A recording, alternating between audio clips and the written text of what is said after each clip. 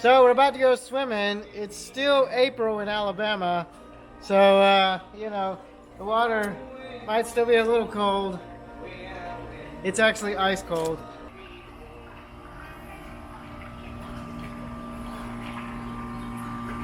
Oh my God, it's going to go!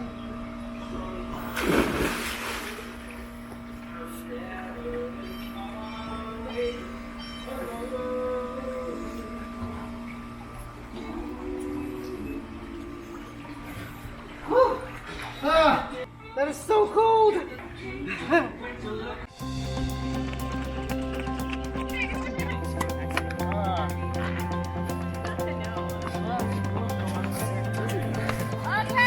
stop! Give your coach a high five! Just got done practicing some tennis drills. Pretty fun time. I've been doing this for a while, and I don't know, like I've gotten so much from it. That's the wrong ball.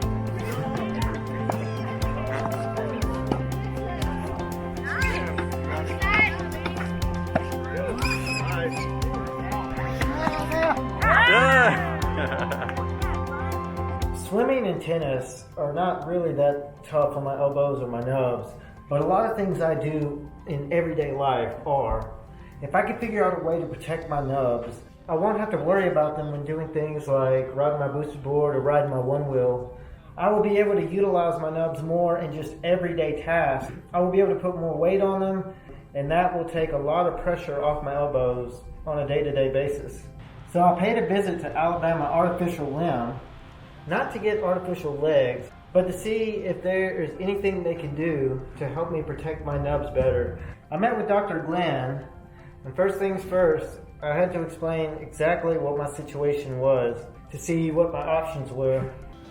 In your case, we have to get a little bit of background. We don't even know what you look like. No. When he says he broke his nub, I was telling Nick in the car yesterday, I said, well, what does that even mean? I mean, what is your physical issue? It's called sacral agenesis. Basically, sacral part of the spine didn't quite develop or whatever, but it varies a lot. I can't move my nubs freely, but I do use them all the time just to like stabilize myself or rest myself, because I can't just be like on my arms all the time. My issue, especially if I'm even getting around on the booster board or the one wheel, my most vulnerable part is probably my nubs. I mean, my nubs are just skin and bones, so they're pretty, breakable.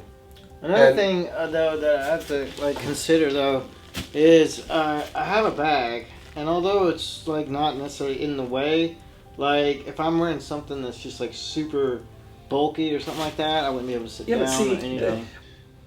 We weren't suggesting that it's a prosthetic thing, but the things that we do will have the same principles as far as the protective. Mm-hmm. Yeah. It'll have the same principle as the prosthesis because it's what goes on that thing. Back in the day, these things are what really made prosthetics possible for a lot of people. He rolls them on in the morning, then we make the helmet. The socket is what we call it. But on the end of the socket, there will be a locking mechanism. If it was durable enough, it wouldn't be flexible like this to go on somebody's nub. Right. If it was that's why I like the idea of having that plus. Yeah, so wearing socks, like that was my solution my whole life. These things you showed me, they look like the best thing I've seen. Once we get something done, then you're the one that's going to say, can you do this with it too? It wouldn't shock me, it wouldn't surprise me that in a year, he's wearing something more low profile, well, I thought that this was great, but if you could just do that to it, it'd be better. We just get something to get started. Being able to protect my nubs will just make so many things like way better. We'll see. We'll see what other doors that opens though. Yeah.